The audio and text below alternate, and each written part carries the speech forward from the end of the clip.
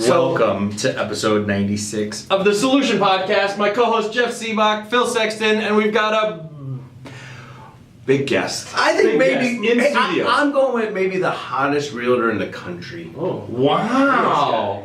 Based on like business, or just because you love the way that? Because he's a good-looking dude. Because Wow! we got a man crush. Oh, well, yeah. that too. But we'll get to.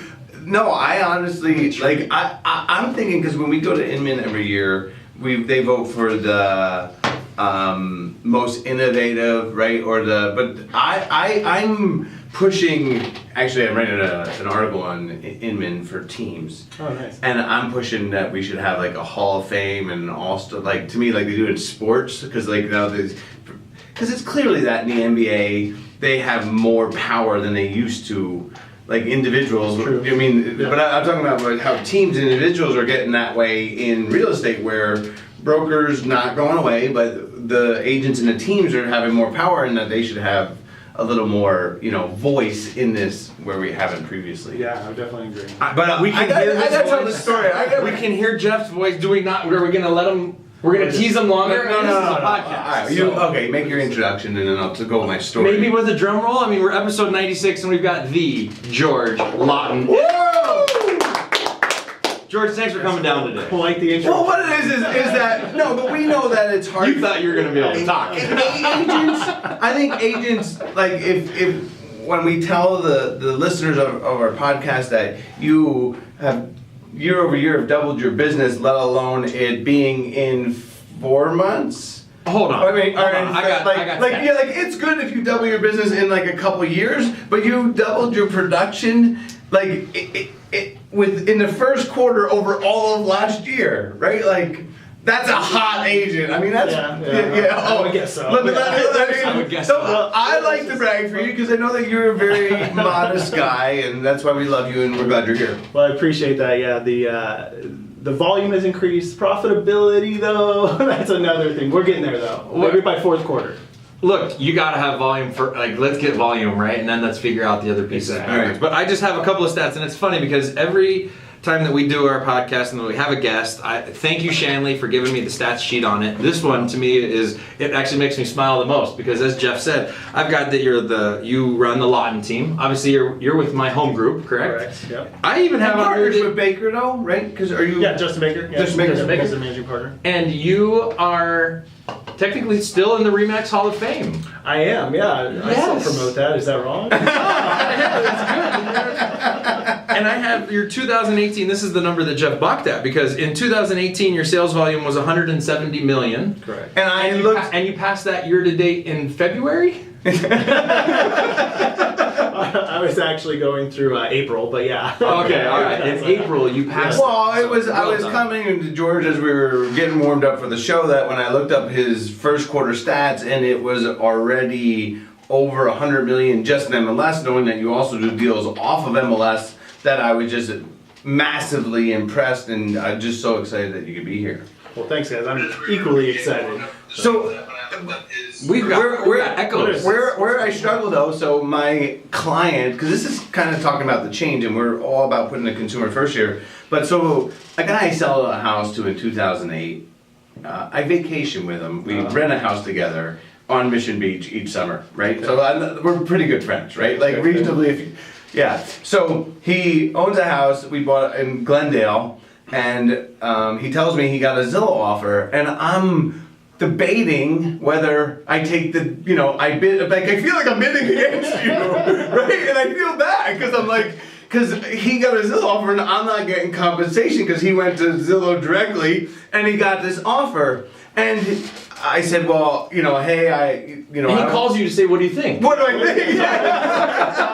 And of course I said, I think you need more offers because that's our just general strategy when you're getting offers. So It's an option, right? That's the way I explain it. And I actually had a friend text me the other day, said that they were thinking about going with Homey and asked me what I thought of that. I'm like, well, that's an option, but have you looked at all your options, right? And I think that's ultimately what the consumer wants. They want somebody that's going to advise them of every single option you could possibly have, right? Right. Yeah. No. Well said, but I want to let, not everybody knows that George Laughton, like you've got a, what do we call you got a relationship with Zillow. What do we call that relationship? So they partner, wherever Zillow Offers launches, they partner with an agent in that market. And so Zillow Offers is in how many cities, do you know? 10 10 cities, Yeah, just okay. launched Minneapolis Monday. So And they're doing a road show because we were at the road show reintroducing or letting everybody know officially about offers and how they can introduce people to Zillow to buy houses and all that stuff. And you are there, but you were the anchor though. You were like the first. Were you the yeah, first? so they launched first in Phoenix. We were the one that Inaugural? What is that? I mean, Inaugural? What inaugural? Is that a word? Yeah, that is a word. yeah, okay. Sounded.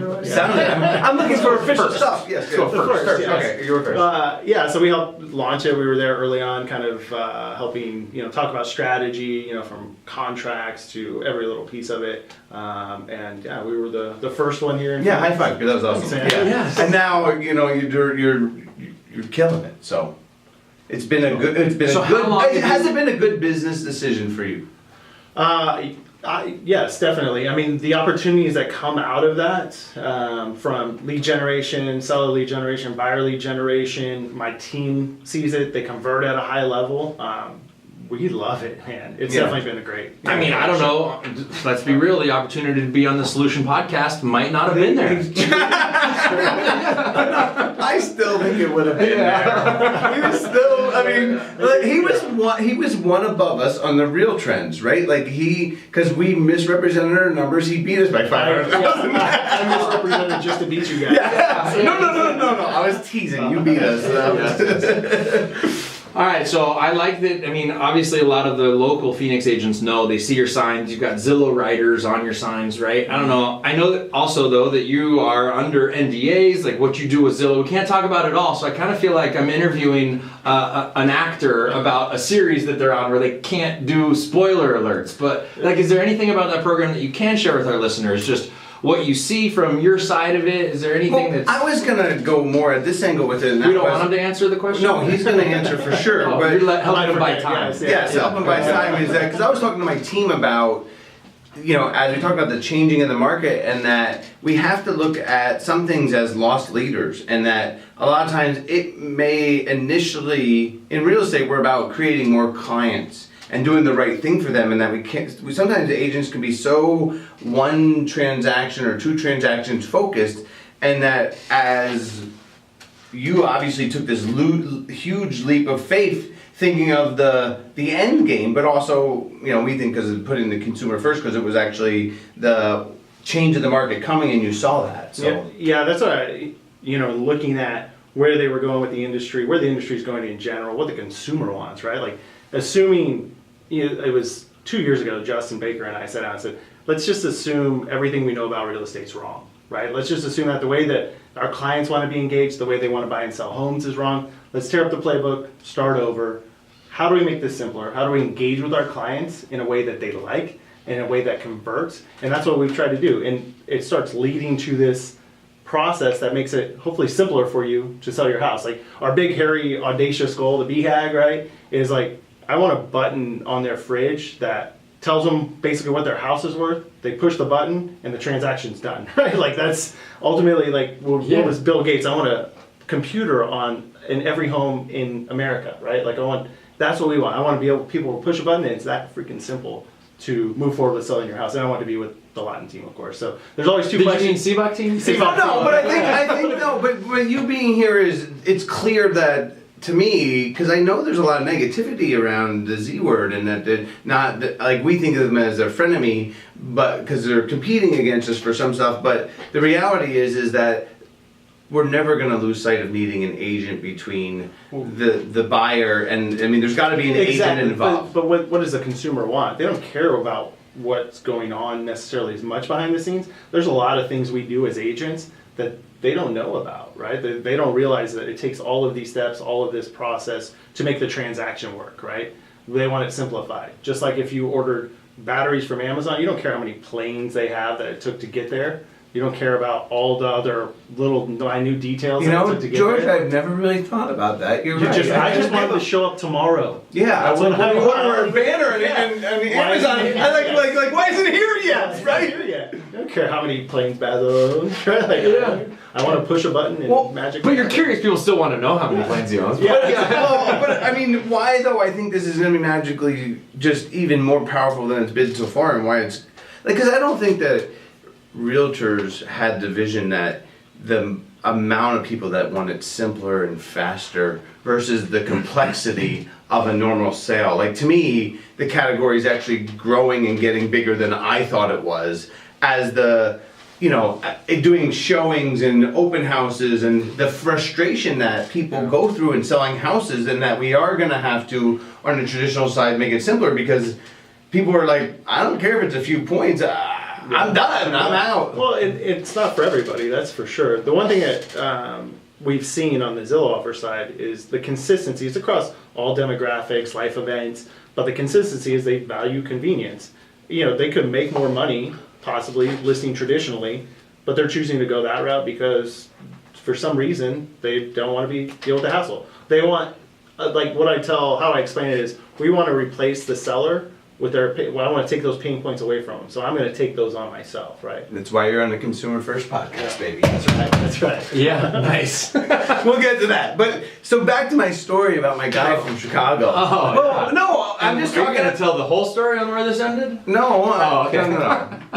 But those the spoiler alerts? No, You can't share? my point of why this is being successful, just to try and help people out, because you know, we had a meeting earlier today with lots of agents, and they're like, oh, well, this is why it's not going to work, and this is why it's not going to work. And I wanted to share this with tidbit story, because my client, when he got knowing that it could be over in a few days, and the simplicity of that, I was amazed, because, you know, I rented his furnished rental, and he negotiated over $400 worth of the electrical for 3 weeks, about $400, but the offer difference was about $8,000, and he's like, F it, I'll just go with the Zillow offer. And I'm like, wait, I was just like, I was beside myself. Like, I could not sell it on the open market because he needed some things done for what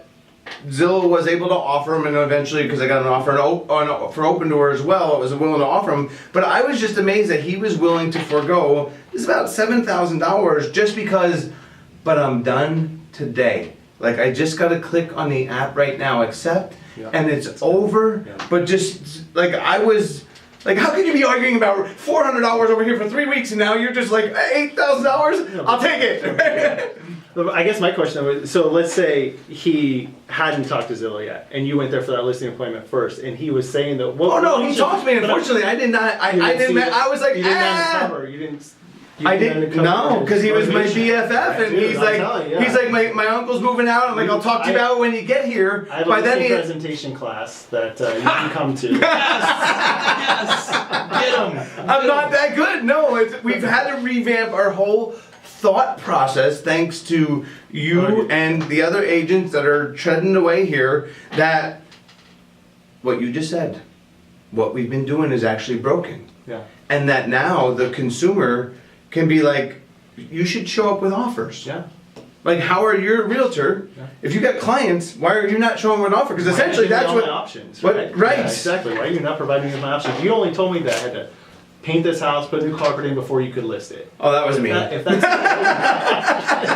yes. What if we? Because don't you want to get more money for your house? Yeah. Sometimes they say no. I don't care. No, especially when they know where they're going. Like, sometimes, like, where they want to spend that money, it like they're comfortable with it. But it's amazing how the category has grown. And I would agree. Yeah. So I got a couple other things about Zillow, just because this is a consumer first in real estate podcast. I've got to bring up the fact that Zillow just rolled out the Best of Zillow Awards, right? In there trying to figure out customer experience scores. So now they're surveying clients behind the scenes that we don't even see until after the client puts the survey numbers. I mean, then they come back to us and You're just stating that Zillow is definitely putting the consumer first, because they are caring more about what the consumer thinks. They are actually asking the consumer during the process what they think. And we don't have the ability, because before with the Zillow reviews, right? Like you've always talked about, the review process is broken because who do you send the review request to? Yeah. The ones that are going to give you the 5-star. Yeah, they're sending to everybody. Yeah, those bastards. And now we don't choose. The Zillow is sending those surveys to the people that interact with their website, and we don't have the ability to filter those out. Yeah, and that's something that's broken in the system, right? Essentially, You're saying in the real estate world. In the real estate world, yes. We get. It's nothing to do. Obviously, customer experience is huge, right? That's your repeat referral business. That's where it comes from. If you create a great experience, but we have really no great way to measure that, or you're only compensated based on the sales volume and the commission, right? But what if you were compensated based on the consumer experience, right? Yeah. What if the most of it? So you're really shifting this industry from this sales industry, right, to this service industry, and that's what we try to entrench in our agents, our team members. Like, don't think just sales. Of course, you got KPIs, we got to hold you accountable to certain things, but at the end of the day, it's the consumer experience that matters the most. We've obviously been focused on it, Wow, and well said. it's we're hosting an event next Wednesday. I don't expect you to be there. We appreciate your time that we got you here today. Invite him, damn it. Oh, you're welcome to come. We'll bring you on stage if you'd like to. But we got a couple hundred people coming to the event, right? So we're gonna have Tina Tambor there. We're doing a. Did you see our Prices Wrong Instagram? You've been pretty busy. I did not. Okay, Sorry. good deal. Well, we're gonna do the. I look a little bit like Drew Carey. Yeah. Oh, yeah. There it is. You just saw it. Yeah. But Put a long skinny mic in his hand. And a tie. And a tie. Yeah, and a tie. I don't even know where I was going now. I'm fully distracted. The consumer, putting the consumer putting- first, right? right. Like how we can turn the conversation from just sales, just selling houses, into what does the consumer want? What are we doing in our business to give better customer service? But what you're doing with Zillow and where you're taking it with the consumer, well, as we're trying to interview people, they really still talk about what we call the customer experience. Mm-hmm. And that's like when you go to a ball game and they serve popcorn and beer and they have the ketchup and the relish right around the outside versus the team actually getting better. Where I actually think that this iBuyer is improving the actual sales process. Yes. Like, because we talked about having to train agents and to help them change the way they think. Is exactly what you're saying. I mean, you're speaking our words here. Well, that's I think we've tried other things in the past to make it a better experience, like the concierge program, where you have this, you have the parking spot in front of your office, and they come in, you have, 3 different types of iced tea for them to choose from, right? But at the end of the day, I couldn't give them really what they wanted in that, which was either convenience and certainty, right? You could do so many things throughout a transaction, especially as the listing agent. In the end, the buyer doesn't qualify. Yes. You did everything right. You provided this great. Where did you get that word certainty from? I stole it from the dictionary. Okay. Yes. Is that one of yours? Or Well, it was Phil's word. Phil came up I don't try to claim the word, Yeah. but I do know that one of the reasons why the open door models, the iBuyer models work is because there's a level of certainty there, Yep. and that unknown is an amazing, like with There's traditional power in sales, that. is so powerful in people's stress levels. And you think about the amount of money that people pay in this country to de-stress themselves, that really it's that I can get the level of certainty and not carry the stress of this, and it costs me an extra, in your world, $7,000 or whatever that was, Jeff. Hey, go for it. We just underestimated it because we were just The whole entire we were industry. just doing our jobs, right? Like, because it can be grueling. Real estate can be super grueling, and it's hard to think when you think industry changing because we're amidst massive changes. It's hard to think that these outside companies were going to bring it, right? Meaning Open Door and Zillow and OfferPad and like. But now It's here. Here's the deal: is Yeah. what did those companies do? They proved the model. And so now what are we seeing from brokerages across the land? They're rolling out What their brokers own- are best at doing, and what agents are best at doing. What are agents best at doing? Rip off and duplicate. It's called RD. R&D. No joke, but kudos to Open Door, if you will, because Zillow saw what success that they were having, and what did they do? They said, hey, we're not going to be left behind here. Let's do this. And now you've got the big brokerage models that are rolling out their own iBuyer programs, which are these seller lead gen programs, which everybody's been trying to go after. And instead of calling Jeff Sibbach and say, what's the best way to generate seller leads, they roll out iBuyer programs. Well, but they were already. No, but to your point with the CSAT score, is that they were already trying to. I mean, to highlight agents that give good customer service. Yes. Yes, and that's why, George, I think you got one of these. I did. A Best of Zillow Award, Yes, right? I did. Okay, nice. Yes, Wow. yes. I don't put mine right on my desk. You but don't? that's, Oh, I wear mine in my pocket sometimes. But it's very good proud prop. of it, yeah. Good prop. Yeah, good job. Good job. I was amazed in their roadshow because in their roadshow they were talking, and I think this is a wake up for the industry because they talked about how if you don't get a CSAT, is it CSAT score Yeah, CSAT. of 72 or greater, that they're almost like they You're would not say this like you're almost dead to me. Yeah. Like, but that's kind of what the industry needs is if you're not going to perform in trying to please the consumer, and that they're willing to be like, I'll give you a 5-star review. I'll give you What would you do with one of your team members if you sent them a lead and they never called it, never touched it? we'd send them more leads because we're not that smart. Bad question. Bad question. You know, No, no, What do you mean when I'm not busy? Yeah. We used to do with our team members. Yeah. Right. No, we would believe them. Our team members would sell us on the fact that the lead was bad. Yeah. We would believe them. Yeah. Yes. It's an agent. Yeah. Yeah, that was it. But no, but we've worked on our accountability. I mean, it's just we were a victim of a super hot market, right? So we've gotten a lot better recently. But I mean, you were very successful in 2017 and 2018 as well, not just in 2019. But when the market is just absolutely cooking, you can lose focus, right? Like took a trip to Hawaii and things were good, right? Like you can not. There were some leads that we definitely lost out on, a few thousand maybe. Yeah. But you start dialing that in, get better, better scoreboards, better metrics. Make sure that you're holding those agents accountable. I mean, could I say that none of them slip through the cracks now? No, they still do definitely. But Thank you, George, because to hear you say that helps us. It helps me. Yeah. Oh, good. You can be George Laughton and still have leads slip through the cracks. Great. I mean, he said yes. He said yes. It happens. Okay, good. It happens. All right. So you actually have 100 and how big is your team right now? So we have.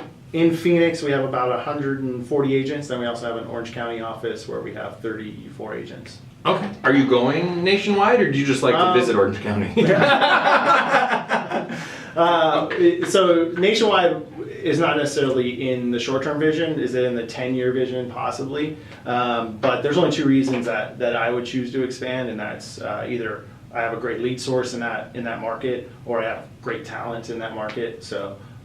That's Which was it for OC? Talent. Talent. Yeah. Nice. Talent that we were aligned with was actually somebody with the team, and it worked. They well. moved. Yeah. Oh, Right. well, that's awesome. So you got 130, so 174 agents on the team total. Correct. And then of those 174, do you give leads to them all? Well, not all their CSAT scores are amazing, so no, I'm just kidding. Yeah. You have to earn it. You have to earn the opportunity. So early on, we learned. I would bring somebody in. You'd have that great conversation initially, and then they would say, "We work leads. I do a great job at it." And you bring them in. You give them 20 leads, whatever.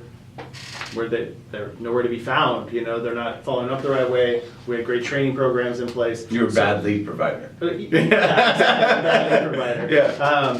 But so we kind of scaled that back. So now of that 174, about 30 actually receive leads. And then the ones that are doing the activities receive the opportunity to receive leads. Which means sitting open houses, or is that considered a sitting lead? open houses are one of our metrics or standards for people that are in the beginning program. Because you have 3 levels? 3 levels. Still 3 levels. Yeah. Yes. Okay. Correct. So you enter in. The bottom is you have to be doing at least a deal a month, right? You've got to have 2 in escrow. You got to be making your daily dials. You got to be holding open houses at least once a week.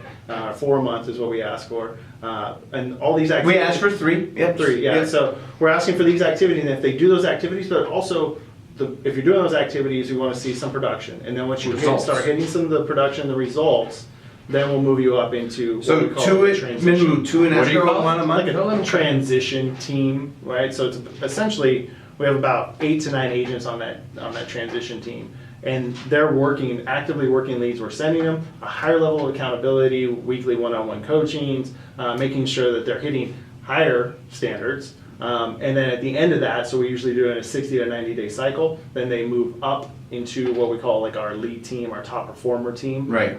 And those people are held to an even higher standard, Of which course. is 48 units a year, right? Right. Plus more calls, more dials, more capacity. And just like anything else. Most importantly, if you're not closing hitting- business, If right? you're not hitting standards, Yes. you can always Drop down. drop back down. Yeah, that makes sense. So you got 8 to 9 people in transition, and so then you've got 22, 22, exactly. people in Yep. the elite team. Correct. But you give leads to people in transition too? Correct. Yeah, Okay. that's You the way just to don't give leads at the beginning stage. Correct. So in transition, here's the leads. Are you going to work them effectively? What's your conversion like? Are you going to hold to these higher accountability and higher standards? Yeah. All right, Do you so- segment it by source then? Do you give the transition team certain sources? Yeah, the tougher ones. Right. Right. So we still post on Craigslist. Those are great. Facebook leads? Facebook leads like crazy, right? Yep. And then AdWords. AdWords. So Right. those tough ones to convert. But man, if you can dig out, Gold. a So then, PPC lead. so best leads are sign calls, Zillow leads. Yeah, our top converters, Zillow is number 1 up there. Sign calls still, once you kind of scrub the data a little bit. Yeah, we've Yeah. struggled with sign calls. I mean, the weird thing is we've seen, I don't know, we're seeing people coming into the open house and wanting to then buy the house. Has that been working for you? We're not seeing that as much. Open houses are one of our top converters, but it's also, that data is a little bit scrubbed as well too, because it's only the good information. So when I look at my conversion rate on open houses, I'm like, wow, that looks amazing. But how many open houses did it take to get there?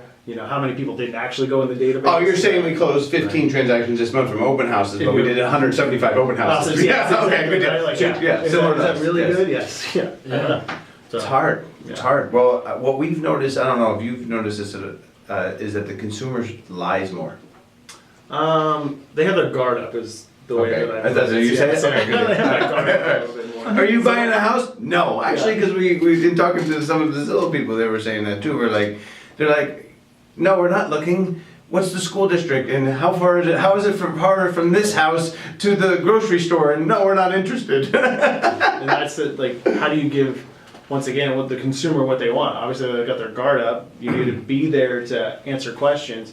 Or we're talking about, do you need to be there live? Does it even? Can we have some sort of text messaging or FaceTime for somebody that wants to hold on vacant properties to be able to talk to somebody when you have questions? They want to raise their hand when they're ready. And obviously that's what we've seen convert How can we more. be there? How can we be there in that time front of mind at that point? Yeah. So are you doing anything with electric door opening? Yeah, so TourNow has launched in Phoenix. Tour TourNow. Now. TourNow. Tour in. No. It now. TourNow is launched in Phoenix on the Zillow offer stuff, so it's on a handful of properties, is it? Because open door just lets people go to the house and then enter the door. You're not there yet. Not there Okay. yet. Testing right now. Uh-huh. We'll be there really, really soon. Though. Because what percentage of the houses you're selling are vacant? Can you answer that? I don't know that. I mean, roughly. It's All the Zillow listings More, are vacant. more than Yeah, half, Yes, of our listings, more than half are vacant. right? I mean, not of your repeat customers, but now I think that. Because would you say that the Zillow business is 50% of your business, 75%?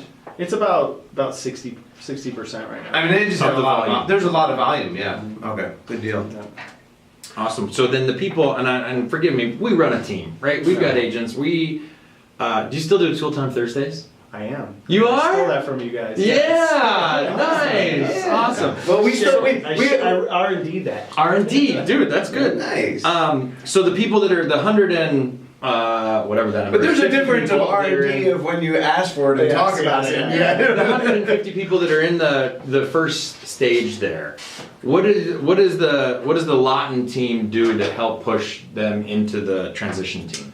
So training, mentoring. So all of our training tools are online. We use pulling comps, how do you hold an open house, and we break it down into like little 8-minute segments. So I don't do a 2-hour presentation on how to do a listing presentation. We go, here's 8 minutes, here's the first step you do. And then tomorrow you can have 8 more So minutes, here's or the- is it next day? You or could is do it that same day, but we find that There's a break yeah, point. there's a break. They gotta go to the bathroom, they gotta call their Quiz, friend, they gotta right? hit There's a- Instagram. Yeah. Right? Yeah. There's a quiz after every 8-minute section. Yeah, I don't think it's that often, but I think, That's like the yeah. ideally there's a Yeah. quiz, but right. Interesting. Wow. So then you said listing appointments. Is that just listing appointment class, or do you do listing appointments with the screencast as well? I haven't done an actual live listing appointment with the screencast. Well, I yeah, haven't. I because you haven't. said if you have to repeat Yeah. the same thing more than twice, you should do a That's screencast. true. I haven't done that. I haven't ventured out and done like a listing. So we do have a listing presentation video that goes out to the consumer that tells them what we How find. long is it? 8 minutes. It is 8 minutes. Oh, because ours is like 4 minutes and 34 seconds. We do Also known as not long enough. not. My marketing plan is better. Or you take longer to This say. podcast, this podcast is obviously too long because it's more than 8 minutes. Yeah. So that, Okay. knowing that that's the Why magic 8 number. minutes? Because you're from China? No, I just worked out. Don't the that way. Chinese love 8? I have no Everything idea. ends in I 8? was on You an know, island not knowing what was going on. Maybe. I don't It's know. either You're 3 more- or 8, I'm not sure. Okay. We're trying to entertain people. It's not just. All right, back to the 8-minute video. You do because we've been testing with texting a video to Yeah. people for you do that too. Yes, so BombBomb video. We actually have a template set up within Boomtown, integrates with BombBomb. We can send it out that way. You can send it out as text message, obviously, too. But this the is day just before this the is listing more you presentation. just going on consumer listing appointments versus Correct. the Zillow stuff. Correct. Yeah. Consumer listing appointment. This explains, what can we do for you. That way, if the agent, inevitably, what happens, you get caught up in a conversation, a listing presentation. This is what I hated. Is I get into a listing presentation, we start talking about their motivation, and then I didn't tell them that I did retargeting or something, right? Like something stupid. They're like, well, I went with the Sibbach team because they do more Facebook ads than you. And I'm like, no. Facebook ads too, Okay. right? Yes, we're doing the same thing. Yeah. Yeah. That's And so I amazing. wanted to get something out, and so the agent, they'll send it the day before they go, Right. and then the day of, they'll actually confirm, hey, I just want to double check, make sure you got a chance to watch 8-minute video. Super important stuff in there, so in case we miss something, you can see all that we do for you. Yeah, we actually. I love it. I'm going to ask you just more questions about it, just from the operation standpoint. Does that does a client concierge or an ISA schedule that listing appointment, or is that done? Does the agent schedule their own? Both. And so obviously inbound seller leads, which we generate a few of those. That's all ISA. The other ones Okay. come from the agents. Generally, what we're seeing is a lot of our seller leads are repeat referral, Yeah. or they start out as buyers. Yeah. Haven't really found a great seller lead gen tools, but anything that is inbound seller lead, an ISA is going to convert to an appointment. Okay, and so then is the ISA the one that sends Sends that that, video correct. out the day before, and the ISA is the one that confirms that appointment the day of? I like the listing agent to go ahead and confirm the appointment. The Got it. agent out there that's going to be on the appointment to confirm it. And so then how do you track that, or do you? The ISA tracks that. So the ISA says to the listing agent, text me your Appointment done. screenshot? So tags, all in tags, right? So Yeah. we're in this inception of a lead, right? Like it's this crazy, how do you pull good data out of, we use Boomtown, which Boomtown's great. We've been in Follow-Up Boss Sync. The only way that we can really get the data out that we want, none of them have great dashboards for me to say, appointment The set, reporting on them is... appointment done, conversion to appointment, conversion to this. None of them have it. So we have to actually pull pretty much everything out, and we're so dependent on tags that I want an hourly person making sure that everything's tagged. Yeah. Or I'll have 61 versions of appointment done, so it's APPT, DME, right? Like, so I laughed the at IS, yours. yes, Yes. Yeah. And so we pull all of that out into a G sheet, and then we use a dashboard platform called Grow, so we can see it. But all of that, so many things are triggered by tags Yeah. It's And when you important. pull Boomtown tags into a spreadsheet, they're numeric now, right? Yeah. So then you have a code of what numbers equal which ones you want. Yeah, Fun. yeah. Well, we're figuring it out. I was never, and I'm not the tech. I have a director of operations, but I'm becoming more and more of tech Of a geek. understanding. Yes. Up top. Yeah. Yes. All right. Wow, Good. that's awesome. Well, there's a lot to good data in I mean, good data is what. That's your property. I mean, that's what's sellable at the end of this, right? Yeah. So what about staff? That's what Compass is after, at least. Yeah. Wow, that's a whole new topic. But what about staff? Do you guys have how many employees, or I don't know, independent contractors? I just call them staff. Yeah. So staff, like W-2 employees, we have 65 right now. A lot of that, helping. Let me pick my jaw up off the table. Yes, yeah. 65 W-2 employees. 65. So Wow. transaction coordinator. Are you? Smart. Do you host the people that fix up the houses? Do you have to have them as employees? No. That's Zillow people. Correct. Oh wow. So you have the space for 65, or do they work from home, or you guys? Yeah. That's an So operation. the majority of them work from the office. We have a building in Northwest Phoenix, and then like 12 work from home. So then it's just support inside each. You said because you had different centers of the city. Our inside sales team is 15 people. Right? We have payroll buyers agents, payroll listing specialists, and we're not an employee agent model, but there are certain things that I say buyer's agent. It's more of like a showing assistant. Right? Yeah. And seller listing agents. I want some control, I guess. And I'm not a control freak, but some control over what You're the a business day-to-day. freak. Yeah, we have meetings we have to have. We have very structured. These are the standards that you're hitting. And with 1099 employees, I don't have that control necessarily. So I want to make sure that we can get them to hit the standards that we want, and they're aligned with the vision. It's hard. It is Awesome. Hard. I love the operation as you describe it. I think that's awesome. Yeah, That's fun. Right. Business. Yeah. Yeah. Wow. All right, Jeff Sibbach. No, I'm just because in my article that I'm writing for Inman, I talked about that, and I'm interested what your take is that I'm making the prediction that teams in the current size today, probably because I know you and I had you in mind, are gonna triple and quadruple what they are. Meaning that, because like when you look around the country, absent Ben Kinney, and we'll say absent you, meaning that you're not part of the equation, maybe Jason Mitchell, the other 50,000 teams are maybe as many as 75 agents. Like the dude we interviewed out of Missouri, right? He was doing 330 million. Doug?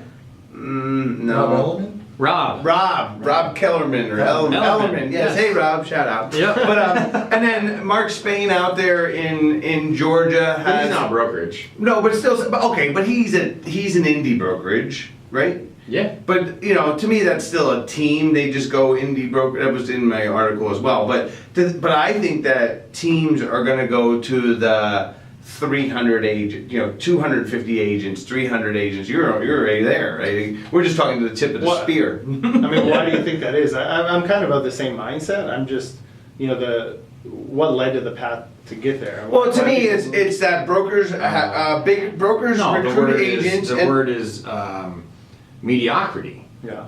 Right? Like you're not going to stand for You're not going to stand for a 74 CSAT score in your operation. Yes. And therefore, they're not going to be in your operation unless they're held to a higher standard. And what happened in, I think it was 1974, when this whole independent contractor wave started, as opposed to employees, is that messed it up, right? Where now we can't tell these agents what to do, and so the agents get to do whatever they want, and their level of service isn't necessarily what your standard is going to be. And so now that you've got guys like you and Mitchell and Jeff and George and Rob that are holding it to a higher level of standard, that's why it's growing, is because those are the ones that are providing the best customer service, and they look at it as a business, and you can scale services. Whereas an independent agent, they can't compete with the level of services that you can at your volume, because it's a volume play. Yeah, I don't know how the single independent agent's going to be able to evolve to that, right? All the hats that we have to wear and all the little departments, just we have a feedback department on the listings, you know, like Yeah, okay, but I have two. I mean, I got a few thoughts on this. Uh-oh. Well, the reason why I think it's going to grow. Here's what The we studio audience is laughing because George said, "Uh-oh." That's awesome. Well, I'm sorry. The Sibbach's employees are laughing because George said, "Uh-oh."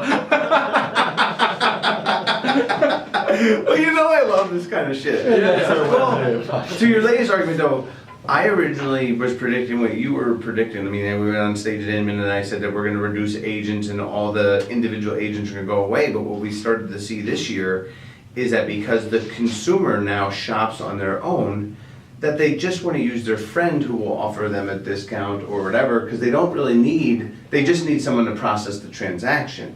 Where before they needed an agent, like, because you know when people buy a house, they don't feel like they need an agent. But when they sell a house, they want number one. That's what the way I see. So I see the shift in the marketplace, meaning that, back to the previous argument, let me finish the first one, is that I think there's going to be the agents that are in trouble are actually the agents in the middle.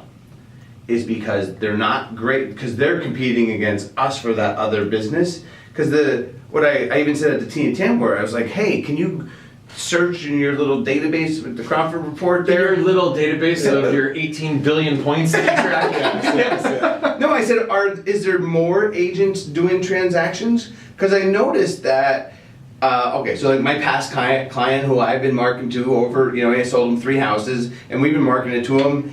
He's like, well, I was going to use my renter, because he was going to give me a deal. And, I was marketing to him, so I found out about it. And then he ended up selling his house to his painter friend that, like, everybody has a license. Yes, yeah. Like to me, because I'm supposed to help him wrap up the point. So you're saying that the agent that is in the middle is a full-time realtor but not making it is in more trouble than the part-time agent who isn't reliant on the total head of house income. Because usually it's somebody that has another career, either their own career and they do it part-time so they can do a discounted deal. But basically the consumer wants less fees in the transaction, right? And they want simple. No, dude, they don't want less fees in the transaction. They want more money. It Look, depends. convenience is sometimes what they want. They don't all want convenience though. Right? Exactly. They all don't. Right, we can't. We used to use that. Yeah. We used to use that broad stroke and say everybody wants top dollar. Okay, but because this isn't an hour podcast, the second point is that I isn't he nice? That's the shut up, Phil. But it was very nice. Well, to me, it's logical that. To think that there's going to be consolidation in the industry because everything's going shit back crazy, right? Like there's so much ingenuity going on in the space, and this is what happened with technology in '99 and 2000 before the crash, and then the winners just ate everybody up and ate up all the other companies because there's so much. Nobody knows where it's going, and there's so much evolution. This is when you ask George to join EXP. I get it. No, but what I think is that teams have to grow to stay relevant, right? And so that they have market space. Because when you have the leaders in the industry, which are Zillow and Redfin, we'll just take the public companies, and you have Compass, and then you see the older brokers that are trying to stay relevant, but that competition is there. Like where is it going to go? Who's going to, and then is Amazon going to come in and just buy up? They're going to be like, we'll take Zillow for $2 billion, and we'll take Open Door for, let's call it $1.5 billion, right? Like, and then who's going to be relevant that's why I think the teams are like, we got to get bigger, we got to own, because the more, like you said, the data, right? The more space that we occupy makes it's relevant, where under the old model we were just independent agents and we really had no relevancy, but now you're a whole industry. I would agree. Thank you for that, Jeff. I am gonna segue very fluidly into Brian Colhane posted, why is 8 a lucky number in China? And Jeff, you are correct. It is the luckiest number because of the definition that everybody can read on the Facebook post, right? Since the number 8 is believed to bring good luck. Wow, good job. 8, you knew that. I knew something. Yeah, good job. All right. If there's any other questions out there, good looking, I got I got it. Cliff You got Clavin number facts. 8. Yeah. If there are any questions that you guys would like us to ask George, now's the chance to post them into the comment thread. I'm just going to scroll up because we've gotten a few comments.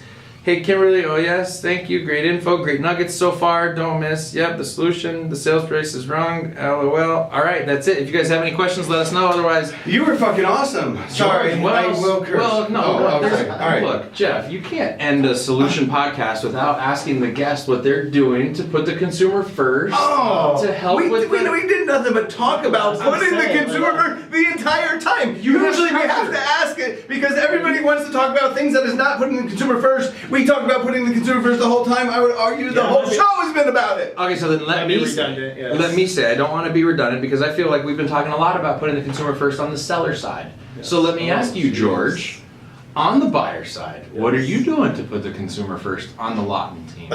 So either in helping them find a home easier, Yes. in helping them transition easier, and finding the best deal.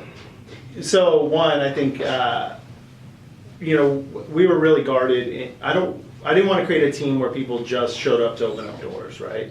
That was a mantra of ours. But I did want to give the consumer what they wanted, right? If you want to see a house, I want to make it easy for you to see that house. I don't want to have to say, well, did you pre-qual with our lender?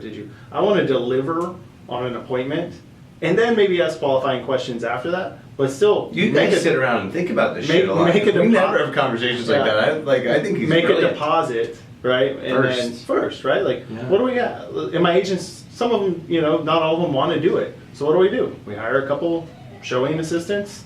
No, deliver on that. Make sure we're safe, right? Uh-huh. But we're delivering on appointments. So that's probably, Interesting. yeah. So for buyers, other things, gosh, So I'm what so kind of seller buyer? focused. No, that's fine. And I'm just gonna ask you a couple more leading. How many buy questions. sides did you do in the first quarter? He just said he's so seller focused. Yeah. 87. I'm not tracking you. In the 200s. Yeah, right. In the 200s somewhere. So you must be doing 220. something great. You're just not sure what it is. What other deposits do you make on the buyer side besides just appointments? Providing services, obviously, from contractors to moving, subsidized fees, different things along those lines. As far as like a concierge service or anything, haven't really extended it too far. There are a lot of different things we want to do, but we are pretty heavy seller focused. Right. Yeah, cool. I was just buying time to see if anybody wanted to ask me Yeah. more questions, and all I got was thanks, guys, and more compliments. about I go to having you in. Vegas a lot, and that's how I know the number 8 is lucky because they have a lot of Asians that go to Vegas, and they'll never put them on the 7th floor. They put them on the I just do. have to. I worry all the I'm time when like, he what is starts going going down on? different paths. I'm like, where is this gonna go? He makes it out clean a lot. He makes it out clean a lot. We may need to have a delay on this. No, it is Shanley actually does a little. What do we need to cut out? Our pride is giving it to them raw, and you were awesome. Yes. Thank you for George. coming out. Appreciate it, guys. All right, Love your appreciate it. business. Love what you guys do too, man. Thank you for listening. Now more than ever, it is important to put the consumer first. Check us out on all major streaming platforms like SoundCloud, iTunes, Player FM, Google Play, and Stitcher. Information about one-on-one coaching or solution events, text 480-530-7972.